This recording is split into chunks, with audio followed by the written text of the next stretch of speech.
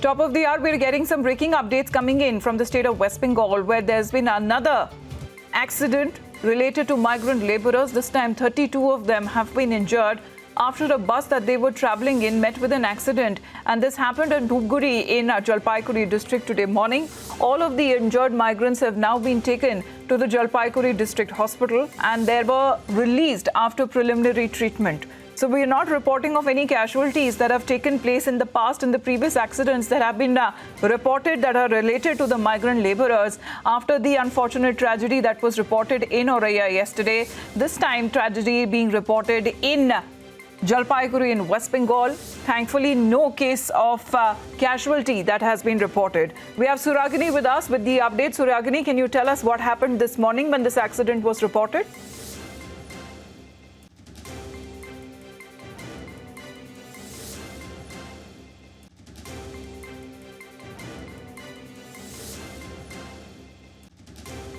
Getting back Suragini in just a bit. The update that he can share with us where over 32 migrants who were traveling in a bus met with an accident this morning, and many of them who were injured in that accident, they have now been shifted to the Jalpaiguri district hospital there. They have been released after getting preliminary treatment. We'll be getting in more update as to what led to this accident that was reported this morning and if there has been any fatality reported. As we have seen in the past many accidents that have taken place in different parts of the country involving migrant laborers who are forced to walk on foot and these accidents that have reported and turned into unfortunate tragedies as well. Let's move on and get you the updated figures that have been released on part of the Health Ministry just a short while back.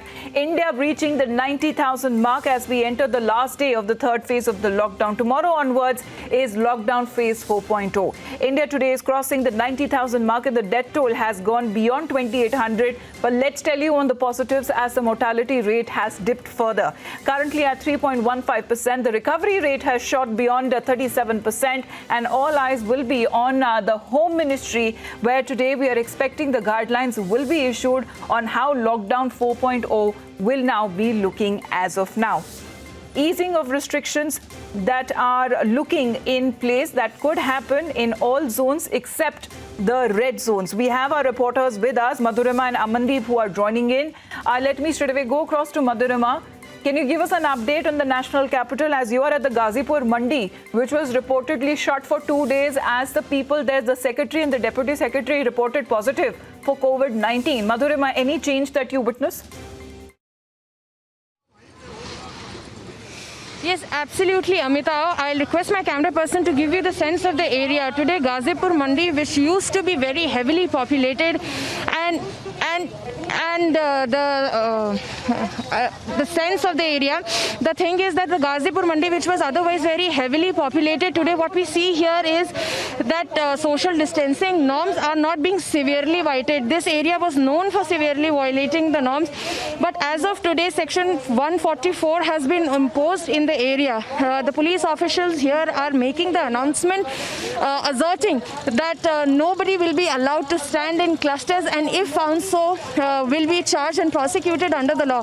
This is one of the mandi which has been aggressively sanitized for 2 days after cases were reported in this area. And the cases were reported after we saw that continuously, even during the lockdown, which the third phase of which will end today, the people here were violating the laws, the social distancing norms. They were not wearing masks. But as of today, the situation seems to be very disciplined in the area. I'll request my camera person to give you the sense of the other side also. This was the side which was heavily crowded by vehicles, but today you can see that it is very well managed. The vehicles are rallying behind each other, and nobody is allowed to break the norms. The police personnel you can see here is standing with a mic here, and he is also making announcements that anybody who is caught violating the laws will be charged under the law, and action will be taken against the defaulter. So this is what is happening in the Ghazipur Mandi. As far as national capital is concerned, we are hovering around the 9,000 mark. Even the death toll, which was initially stable and was in double digit, has now come in the slot of triple digits. We have reported in the national capital 123 deaths so far. So this is what the situation is right now in the national capital. Rest we will see what happens after once the MHA issues the guidelines. Back to you. Absolutely. As Madhurima was reporting, Delhi has already crossed the 9,000 figure in all in the total number of cases being reported, and there has been a spike from 123 deaths that have been reported to 129. Let me go across to Amandeep joining us this morning. Good morning to you, Amandeep. As far as the Punjab government is concerned, we are looking at the lifting of curfew from tomorrow onwards, but there will be no relaxations as far as the lockdown is concerned till the end of this month. What are you hearing on ground?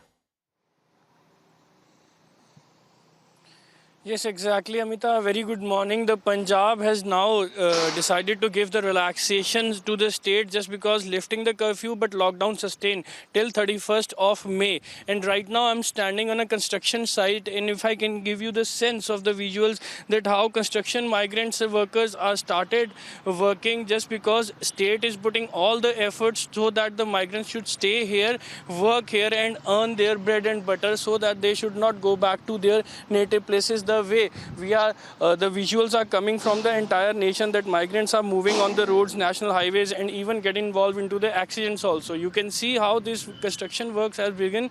This is the kind of relaxation, one relaxation that has been given by the Punjab just because now they have decided to lift the curfew, but lockdown sustained. In fact, contained zones will be remain sealed, will be remain closed and tight vigil with no relaxation. But there are a certain green and orange zones that will be relaxed. And in fact, the state has also planned to restore the public transport in the state also. And in fact, that will be taken care by the social distancing, and limited routes will be operational. And in fact, limited people can travel in the public transport also. You can see the visual. This is the kind of relaxation that has been given by the state of Punjab to the migrants, to the workers who are here in Punjab from the different states for their work. But they are not going back just because now they are getting the work, they are getting the salaries, they are getting the food, they are getting the shelters. All kind of facilities are providing by the state of Punjab to facilitate especially these migrants just because they are involved into the every kind of industry. Industries are open, and in fact there are certain guidelines that has been given by the state of Punjab to the industries to hold the migrants so that industry should operational, so that state should start operational, and in fact they can revive their economy level also. So this is the kind of situation right now in Punjab. In lockdown 4.0, lockdown will sustain, but curfew will be lifted, but relaxations will definitely come. Public transport will restore, and industry will resume its operations, and other relaxations also. Yes, Amita. All right. Thank you very much, Madhurima and Amandeep, for the updates as we continue to put out also the worst affected states across the country, and especially how they are impacting India's coronavirus count, breaching the 90,000 mark, the highest ever, the number of cases that have been reported in a span of 24 hours itself.